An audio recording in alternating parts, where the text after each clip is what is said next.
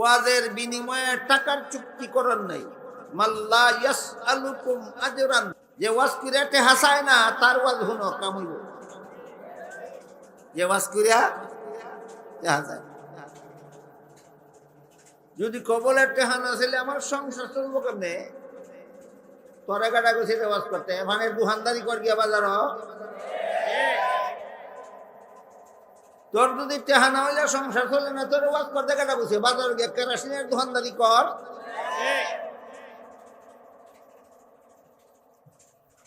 আমার কথা পরিষ্কার। আল্লাহ বলেন ইত্তাবিউ মাল্লা ইয়াসআলুকুম আজরান ওয়া হুম মুহতাদুন।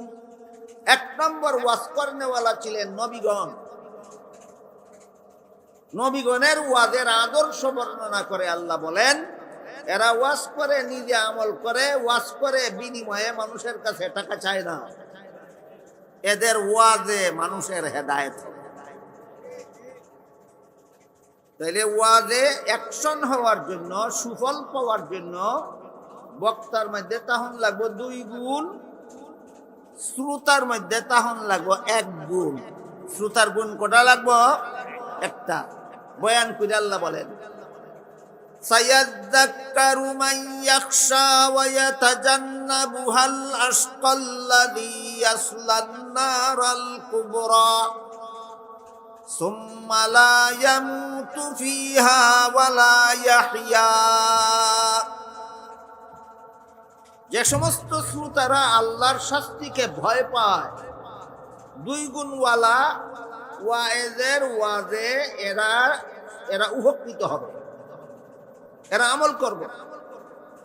আল্লাহর শাস্তিকে যে সমস্ত শ্রোতারা ভয় পায়, যে সমস্ত শ্রোতাদের অন্তরে আল্লাহর শাস্তির ভয় আছে, এরা যখন শুনবো নামাজ না পড়লে জাহান্নামে যাওয়া লাগবো, তখন এরা নামাজ পড়বে। তাহলে শ্রোতাদের কত গুণ? কোনটা হইল আল্লাহর শাস্তির ভয়, কোনটা হইল আল্লাহর শাস্তির ভয়। ওয়াজ শোনার পরেও এটা হারাম কাজ, এটা করলে জাহান্নামের শাস্তি মুখ করতে হবে, এই কথা শোনার পরেও যদি কেউ এটা করেই, প্রমাণ হয়ে যাবে তার অন্তরে আল্লাহর শাস্তির ভয় নাই, তার অন্তরে আল্লাহর শাস্তির ভয় নাই। আপনারা বলেন গান হালাল না হারাম? গান হারাম। কজন মুসলমান এই জমানাত গান শুনে না? সারা জীবনই শুনে, আলেমরা বলে গান হারাম। এর ফলে গান শুনে কেন? হারাম কাজ করলে তো জাহান্নামে যেতে হবে। শুনে কেন? আল্লাহর ভয় নাই। কেন গান শুনে? আল্লাহর ভয় নাই। 2 নম্বর হইল বাজনা। বাজনা হারাম, কোনো সন্দেহ নাই। কজন মুসলমানে বাজনা শুনে না? জানো তুমি বাজনা হারাম, হারাম কাজ করলে জাহান্নামের শাস্তি মুখ করতে হবে, তারপরে কোন শহরে বাজনা শুনো? কারণ আল্লাহর শাস্তির ভয় নাই, আল্লাহর শাস্তির ভয়। এই গান আর বাজনার হারাম কাজ করার জন্য 20, 30, 40, 50 বছর আগে মানুষের যথেষ্ট পয়সা খরচ করতে হতো। হয়তো সিনেমা হলে টিকিট কাটতে ঢুকতে হইতো, আর না হইলে টেলিভিশন কিনিয়া অনেক টাকা দিয়া 40-50 হাজার টাকা দিয়ে কিনা ঘরের কোনা ফিট করে রাখুন লাগতো। এখন আর সিনেমা হলের টিকিটও লাগে না, টেলিভিশন কিনোনের টাকাও লাগে না। এখন আধুনিক বিজ্ঞানে আবিষ্কার করছে পকেট সিনেমা। কি সিনেমা? পকেট সিনেমার নামটা কইতে পারবেন আপনারা কেউ? সিনেমা হলে টিকিটও করার লাগে না, টেলিভিশন কিনা ঘরের কোন ফিট করার না, সিনেমা তার পকেটই আছে।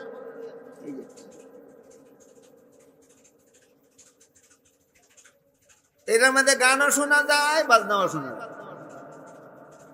বিশেষ করে রিংটন বুঝেন তো? কেউ রে কল করলে পরে কল ঢুকলো কিনা একটা আওয়াজ দেয়, একটা সিগন্যাল দেয়, যাতে রিংটন কয়। আমার মোবাইল দিয়ে আপনার মোবাইলে কল দিলাম, আপনার মোবাইলে কল ঢুকলো কিনা আমার একটা সিগন্যাল দেয়, একটা আওয়াজ দিয়া, এই আওয়াজটারে কয় রিংটন। এই যতগুলি রিংটন সিস্টেম একটা মোবাইলের মধ্যে থাকে, এর মধ্যে 10টা 12টা 15টা রিংটন থাকে বাজনা, একটা দুইটা রিংটন থাকে বাজনা ছাড়া। বেশিরভাগ রিংটন বাজনা থাকে, একটা দুইটা রিংটন বাজনা ছাড়া থাকে। একটা দুইটা রিংটন বাজনা ছাড়া কেন কোম্পানিওয়ালায় দিল? আপনারা হারাম থেকে বাঁচানির লাগি না, যারা বাচ্চা চলতে চায় তারাও কাস্টমার বানানির লাগি। কাজ ভালো মতলব খারাপ, কাজ ভালো মতলব খারাপ। কিন্তু আপনারা যারা মোবাইল ব্যবহার করেন, আপনারা খুঁজে বাইর করতে 15টা রিংটনের মধ্যে 2টা রিংটন আছে বাজনা ছাড়া। এই 2টা রিংটনের কোনো একটা রিংটন আপনার মোবাইলে সেটিং করতে হবে। খুঁজে বাইর করলেন না, বাজনা ছাড়া রিংটন সেটিং করলেন না, একটা বাজনা রিংটন সেটিং করলেন। যতবার যত সবার দৈনিক যত মানুষকে আপনি কল করবেন, যত মানুষে আপনারে কল করব, ততবার বাজনা বাজবো, ততবারের বাজনা বাজানির হারাম কাজের গুনাহ আপনার আমল নামায় ঘন্টায় ঘন্টায় ঘন্টায় ঘন্টায় লেখা হইতে থাকবে। বাজনা রিংটন সেটিং করা নাই কজন মুসলমানের? হালাল না হারাম? মোবাইলে যে হারাম বাজনা রিংটন সেটিং করে তুইছ, একবার শুনলেই তো তোমার জাহান্নামে যাইতেইব। শত শতবার যে দৈনিক শুনতাছ, তোমার কি সাজা? এই গেল একটা হারাম। এই হারাম রে এখন শুনতে শুনতে মুসলমানে আর হারামই মনে করে না। একটা হইল গান আর একটা হইল বাজনা। 3 নম্বরটা হইল ছবি। এই মোবাইলের মধ্যে কুত্তার ছবি, বিড়ালের ছবি, শিয়ালের ছবি, হাতির ছবি, ঘোড়ার ছবি, নিজের ছবি, নিজের বউয়ের ছবি, ছেলে মেয়ের ছবি, মা বাপের ছবি, দাদা দাদির ছবি, শ্বশুর শাশুড়ির ছবি সেট করে তৈরি। হাদিস শরীফে রাসূল করিম সাল্লাল্লাহু আলাইহি ওয়াসাল্লাম বলেন, মানুষ অথবা জীব জানোয়ারের ছবি যারা তুলবে, যারা যত্ন করে রাখবে, যারা ঘরে লটকাইবে, এদের ঘরে রহমতের ফিরিস্তা কিয়ামত পর্যন্ত প্রবেশ করবে। একজন সাহাবী বলেন, ওগো আল্লাহর রাসূল, আপনি যে বললেন ছবি হারাম, আমার পেশা ওই ছবি তুলি আর বাজার বেচা সংসার চালাই, ছবি তুলি আর বেচা সংসার চালাই। ছবি হারাম হইলে আমি সংসার চালামু কেমন? রাসূল বলেন, আল্লাহর আইনে মাত্র 2টা ছবি হারাম, আর সব ছবি হালাল। মানুষের ছবি হারাম, জীব জানোয়ারের ছবি হারাম, আর বাকি গাছের ছবি, পাতার ছবি, ফুলের ছবি, পাহাড়ের ছবি, পর্বতের ছবি, নদীর ছবি, সাগরের ছবি, ঘরের ছবি, আসমানের ছবি, সূর্যের ছবি, তারার ছবি, চাঁদের ছবি, সমস্ত জগতের ছবি, সাফো আর বেসো আর সংসার চালাও, মাত্র 2টা ছবি হারাম, মানুষের ছবি আর জীব জানোয়ারের ছবি হারাম। তারপরেও যদি এমন ঠেকা দেখা দেয় যে এখন এই 2টা ছবি, একজন মানুষের ছবি না তুললে, ফাস্টফুডও না লাগাইলে লোকটা অজাই তারে না। আপনারা কেউ যদি হজে যান, ফাস্টফুডের দরকার হইব নি, ছবি না লাগাইলে ফাস্টফুড হইব নি, এমন ঠেকায় ফিরা যদি ছবি তুলে, আল্লাহ তারে মাফ করে, আল্লাহ তারে মাফ করে। বুঝে থাকলে বলেন, হাজি সাহেবে যে ফাস্টফুডও ছবি লাগাইলো, তারও কি শাস্তি ভোগ করতে হবে না মাপ পাইব? কেন? রঙে লাগাইছে না ছবি ঠেক্কা। যারা ছবি তুলেন, ছবি ব্যবহার করেন, ছবি সযত্নে ঘরে লটকে রাখেন, স্মরণ রাখবেন ছবি দুই রকম, একটা রঙে একটা টেক্কা। একটা রঙে টেক্কা যদি ছবি তুলো, এই ছবির গুনাহ আল্লাহ তোমারে মাফ করে দেবে। টাকার মধ্যে সরকারে ছবি ছাপিয়ে দিছে, তুমি যদি সযত্নে গড় না তুইয়া রাস্তার তুইয়া ঘুমাও, ঘুম থেকে উঠতে আর হইতা না। কি কোন? ছবি সাফা থাকার কারণে টেহা গড় না তুইয়া বাজারে তুইয়া গড় হইয়া ঘুমাইলে রাখ তুইয়াকে ভাইব টেহা। এই টেহার ছবি যে গড় যত্ন করে রাখলি, তার রঙে না টেক্কা টেক্কা। পবিত্র কোরআনের যে আয়াতে আল্লাহ বলছেন শুয়োরের গোশত খাওয়া হারাম, সেই আয়াতে বইলা দিছেন টেক্কা খাইলে হালাল। টেক্কা কেমনে?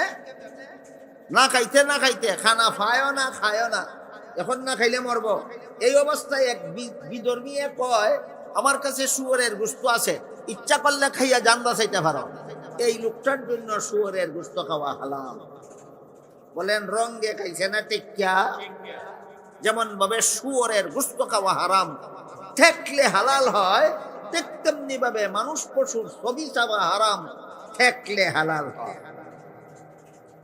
রঙে যারা ছবি তুলে, রঙে যারা ছবি মোবাইল সেটিং করে রাখে, রঙে যারা ছবি করে লটকাইয়ে রাখে, রঙে যারা ছবি করে যত্ন করে রাখে, হাদিস শরীফে আল্লাহর রাসূল বলেন সবচেয়ে কঠিন শাস্তি হবে কিয়ামতের দিন তাদের। ছবিওয়ালাদের শাস্তি হবে সবচেয়ে কঠিন। কেমন কঠিন? হাদিসের বিবরণে উল্লেখ আছে, আল্লাহর রাসূল সাল্লাল্লাহু আলাইহি ওয়াসাল্লাম বলেন যে যেই ছবিটা ছাপছিল অথবা যে হুকুম দেয়া ছাপাইছিল, হেরে ছবি সহ হাসরের মাঠে আল্লাহ উঠাইবে। উঠাই কইবেন ছবিটা কেটে ছাপছে? কইব আমি ছাপছি। কার হুকুমে ছাপছে? আমার হুকুমে ছাপছে। আল্লাহ জিজ্ঞাসা করবে এদের দিক মুখ আছে, রাও করে না কেন? বলবে জান নাই, এই কারণে রাও করে না। আল্লাহ জিজ্ঞাসা করবেন এদের দিক চৌক আছে, দেখে না কেন? কইবে জান নাই, এই কারণে দেখে না। আল্লাহ জিজ্ঞাসা করবেন এদের দিক কান আছে, শুনে না কেন? কইব জান নাই, এই কারণে শুনে না, দেখে না। আল্লাহ কইলাম নিয়ে শয়তান সর হয় কেন? বন্ধ করেন, এটা চালু থাকুক, কারেন্টে আর চালাইবেন না, মাইক জেনারেটর মাইক চলুক, এই দেন বদল। ওই এরার ওই শয়তান সর হয় যারা এটা করে।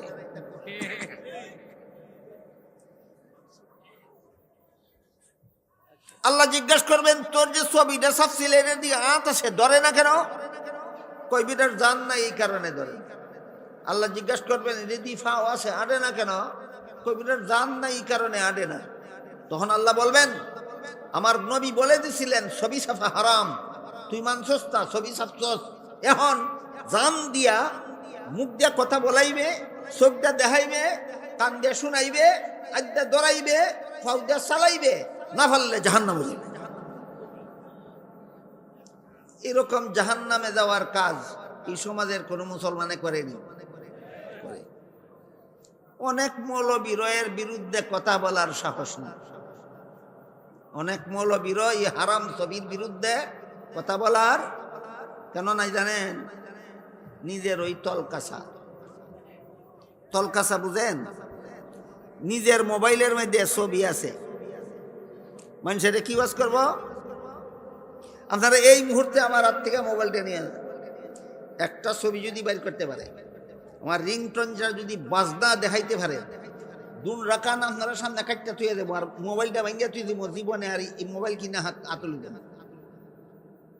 আমার বুকে সৎ সাহস আছে মোবাইলে ছবি সেটিং করা হারাম বলার মতো। আমার বুকে সৎ সাহস আছে মোবাইলে রিংটোন বাজনা সেটিং করা হারাম বলার মতো। আমার মনে হয় এই সমাজের শতকরা 90টা মৌলবী ওই হারামে লিপ্ত। এই মৌলবীর আরো ওয়াজে কোনো কাজ হতো না, একসাথে জাহান্নামে যাবে। এটার কয় সরিষার ভিতরের বুথ। কিসের ভিতরের বুথ? মানুষের বুথে ধরলে সরিষা দিয়া যারে, সরিষারে বুথে ধরলে যার বকির দিয়া সরিষারে বুতে দলে যেমন ভাবে যার মারার কোনো ভত নাই, ঠিক তেমনি ভাবে মৌলবী হারাম কাজে লিপ্ত হইলে এরে হেদায়েত করার আর কোনো ভত নাই। একটা কিচ্ছা কইয়া শেষ করি। এক দেশও আসিল এক রাজা, রাজার দরবারের গণক আসিল। গণাগণ্যা কইল, মহারাজ আমরা দেশ তো ফাগলা ফানির বন্যা আইতাছে। রাজা জিজ্ঞাসা করে, এটা কেমন? কয়, বন্যার ফানি খাল বিল নদী নালা পুকুর কুয়া সবগুলির ফানি একাকার হইয়া দেব। এই ফানি খাওন ছাড়া আর কোনো ফানি দেশে থাকবে না, কিন্তু এই ফানি যেই খাইব হেই পাগল, যেই খাইব হেই পাগল। রাজা উজিরে জিজ্ঞাসা করলো, উজির এখন তুমি আর আমি কেমনে বাঁচতাম বন্যার ফানি খাইয়া পাগল অন থেকে? উজির কয়, মহারাজ চিন্তা করবেন না, আমরা আগের থেকেই টাঙ্কি বইরা বালা ফানি রেখে দেবো, আর রাজা আর উজিরে টাঙ্কির ফানি খাইব, আমরা দুইজন পাগল হইব। রাজার বড় পছন্দ হয়েছে বুদ্ধিটা, টাঙ্কি বইরা ফানি রেখে দিছে। বাগলা ফানির বন্যা হয়েছে, সারা দেশের মানুষে বাগলা ফানি খাইয়া পাগল হয়েছে, আর রাজা আর উজিরে টাঙ্কির বালা ফানি খায়। আস্তা দেশের মানুষে কয়, আমরা সব বালা মানুষ, আমরা দেশে দুইটা পাগল আছে, একটা রাজা আর একটা উজির।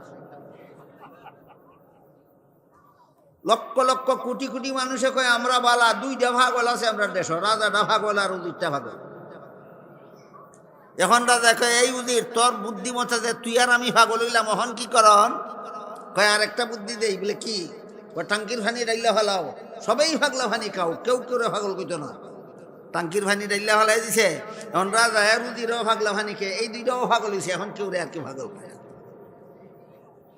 ঠিক তেমনি বা সর্বস্তরের মানুষ হারাম ছবি তুলতো, হারাম ছবি ব্যবহার করতো, মৌলবীরা হারাম কইতো। এই কারণে মৌলবীরারে সর্বস্তরের মানুষে কয় সেকেলে আগিলা, আগিলা সিস্টেম। মৌলবীরা আধুনিকতা বোঝে। এই কারণে এখন মৌলবীরাও হারাম ছবি তোলা শুরু করে দিছে। ওই কইলাম রাজা আর উজিরও পাগলা ফানি খাওয়া শুরু করছে। এখন কেউ কেউ রে আগিলা কয় না, হগলই হগল রে এখন আধুনিক কয়। এই আধুনিকতা তোমাদেরকে জাহান্নামে নিয়ে যাবে তওবা না করলে, সন্দেহ নয়। আল্লাহ পাক রব্বুল আলামিন আগেই বলে দিয়েছেন, সায়াযাক্কারু মান ইয়াখশা ওয়া ইয়াতাজান্নাবুহাল আশকাল্লাযী ইয়াসলান নারাল কুবরা সুম্মা লা ইয়ামুতু ফিহা ওয়া লা ইয়াহইয়া। আপনি ওয়াজ করতে থাকুন, মুনাফিকের ওয়াজে উপকার না হইলেও মুমিন মুসলমানের ওয়াজে উপকার হবে।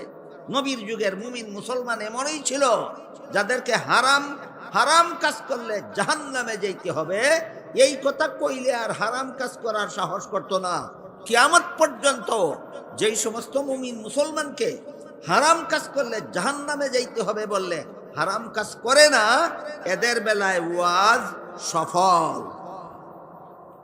সবার বেলায় ওয়াজ সফল না। হারাম জাহান্নামের ভয়ে যারা হারাম কাজ ছাড়তে রাজি, তাদের বেলায় ওয়াজ সফল। জাহান্নামের ভয়ে যারা হারাম কাজ ছাইরা দিতে রাজি, তাদের বেলায় ওয়াজ হবে সফল। আল্লাহ যেন আপনাদের আমাদের সকলের এই ওয়াজকে, এই তাফসীরকে সফল করার তৌফিক দান করেন। সবাই বলুন আমিন। সুবহান রাব্বিকা রাব্বিল ইজ্জাতি আম্মা ইয়াসিফুনা ওয়া সালামুন আলাল মুরসালিন আলহামদুলিল্লাহি রাব্বিল আলামিন।